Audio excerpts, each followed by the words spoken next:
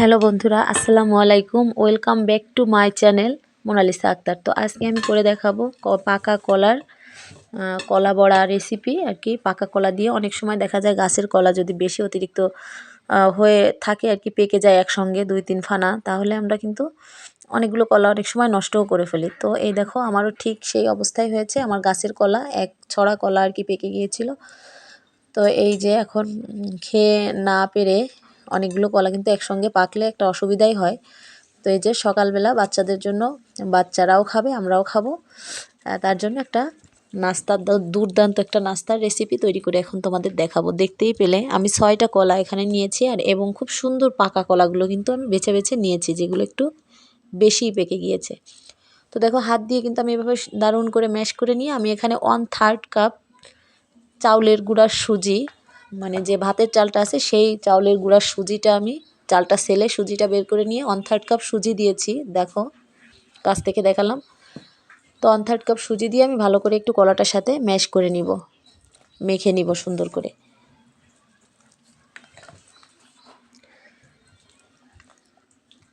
তো দারুণ হেলদি একটা নাস্তা, কিন্তু তোমরা দেখলেই বুঝতে পারবে এর মধ্যে যে উপকরণগুলো আমি দিব সেগুলো কিন্তু একদমই স্বাস্থ্যকর আর ভীষণ পুষ্টিকর।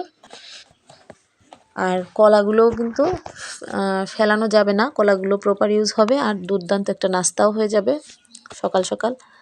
তো এই দেখো, আমি ভালো করে ম্যাশ করে এখন এর মধ্যে আমি দিয়ে দিব 1/2 কাপের মতো চাউলের গুঁড়া।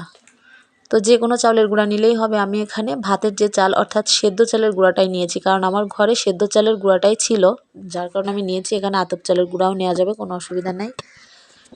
তো দেখো, আমি অল্প অল্প করে গুঁড়োটাকে অ্যাড করে করে আমি পুরা 1/2 কাপ গুঁড়াই এর মধ্যে দিয়ে দিলাম, চালের গুঁড়া দিয়ে আমি একটু পরিমাণ মতো লবণ দিয়ে কিছুক্ষণ মেখে এখন আমি 2 টেবিল চামচের মতো চিনি দিয়ে দিলাম, কারণ কলা যেহেতু বাড়ির কলা, ভীষণ মিষ্টি কলাগুলো, তো অতিরিক্ত মিষ্টি হয়ে গেলে পিঠাটা কিন্তু অতটা খাওয়াও যাবে না, আর যে কোনো জিনিসের একটা মাত্রা থাকা উচিত। তো এই জন্য চিনিটা আমি 2 টেবিল চামচের মতোই দিলাম।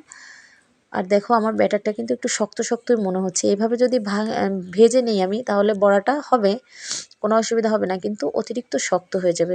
যার কারণে আমি একটা ডিম দিয়ে এই যে ব্যাটারটা ঠিক এরকম করে আমি একটু নরম নরম করে তৈরি করে নিলাম। তো এই যে আমি ভেজে উঠিয়ে রাখার জন্য একটা প্লেটের মধ্যে আমি একটা টিস্যু দিয়ে রেখে দিলাম। আর এখন চুলাটাকে অন করে আমি একটা প্যান বসিয়ে দিলাম চুলার মধ্যে। তো এখানে আমি একটা টিপস দিয়ে দিচ্ছি তোমাদের, এই ননস্টিক প্যানগুলো কিন্তু চুলায় বসিয়ে সাথে সাথেই তেল দিয়ে দিবে। তেল ছাড়া চুলায় বেশি হিট করতে যাবে না, তাহলে কিন্তু এই নিকেলগুলো অনেক সময় নষ্ট হয়ে যেতে পারে। তো এই দেখো, ব্যাটারটাকে কিন্তু আমি এরকম একটু হালকা হাতে চেপে চেপে চ্যাপটা চ্যাপটা একটা শেপ দিয়ে আমি ফ্রাই প্যানে ঘুরিয়ে ঘুরিয়ে অনেকগুলো একসঙ্গে দিয়ে দিব। তেলটা কিন্তু আমি ভালো করে গরম করেই দিয়েছি। তো এই জন্য আমি এখন একটু চুলার আঁচটা মিডিয়াম করে রাখবো, মানে একটু কম করে রাখবো, মিডিয়াম থেকে একটু লো করে রাখবো, যাতে করে আস্তে আস্তে লাল লাল করে খুব সুন্দরভাবে বড়াটা ভেজে নেওয়া হয়। আর দ্রুত জাল জ্বললে কিন্তু বড়াটা ভালো হবে না, ভিতর থেকে কাঁচা থেকে যাবে আর বাহিরে কিন্তু খুব দ্রুতই পুড়ে যাবে। তো এই দেখো, আমি এক সাইডটা ভাজা হয়ে গিয়েছে। তো এখন আমি উল্টে দিয়ে দিয়ে স্প্যাচুলার সাহায্যে একটু চাপ দিয়ে দিয়ে ছড়িয়ে দিব বড়াগুলো। দেখো, স্প্যাচুলা দিয়ে চাপ দিলে কিন্তু পিঠাটা যেমন একটু চ্যাপ্টাও হচ্ছে আর আকারটা একটু বড়ও হয়ে যাচ্ছে। তাহলে কি হবে, আমার পিঠাটা দ্রুতই ভাজা হয়ে যাবে আর দেখতেও সুন্দর লাগবে, আর ভাজা যেহেতু ভিতরে কাঁচা থাকারও সম্ভাবনাটা কিন্তু থাকবে না। তো এই জন্য দেখো, আমি প্রত্যেকটা পিঠাই কিন্তু একটু চেপে চেপে দিচ্ছি। তো এভাবে করে আমি উল্টে উল্টে দুটো পাশ কিন্তু খুব সুন্দরভাবে ভেজে নিব। তো এই যে একটা খয়েরি খয়েরি কালার যখন দুই পাশে হয়ে যাবে, তখনই কিন্তু আমি পিঠাগুলো নামিয়ে নিব। আর পিঠাগুলো থেকে এত সুন্দর গন্ধ বের হচ্ছে, এত সুন্দর একটা স্মেল ছড়াচ্ছে যে খুবই মিষ্টি একটা গন্ধ।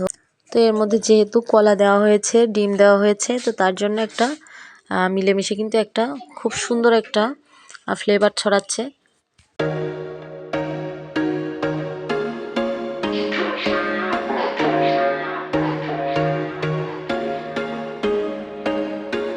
There was once a day that I would pray for you. I'd go and misbehave just so you'd notice too. Sneaking looks up and down from across the room. And damn, what a hell of a view. I feel good, you look great, I like you, I can't wait.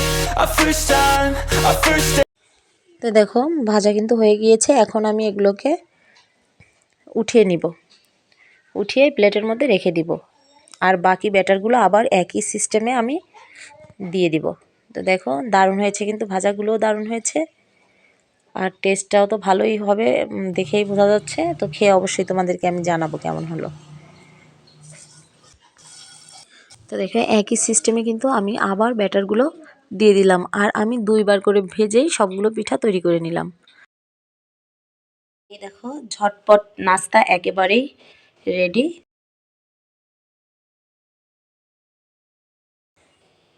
Perfect নাস্তা। তো কলার বড়া এই যে দেখো কতটা সুন্দর হয়েছে, তোমাদেরকে দেখিয়ে দিচ্ছি। আর এটা কিন্তু একদমই প্যানকেকের মতো হয়েছে, এতটা সুন্দর হবে ভাবিনি আসলে। দেখো যে তুমি ডিম ব্যবহার করেছি একদমই, ভিতরটা দেখো, আর সুজির কারণে ডিম সুজি কলা তো বুঝতেই পারছো।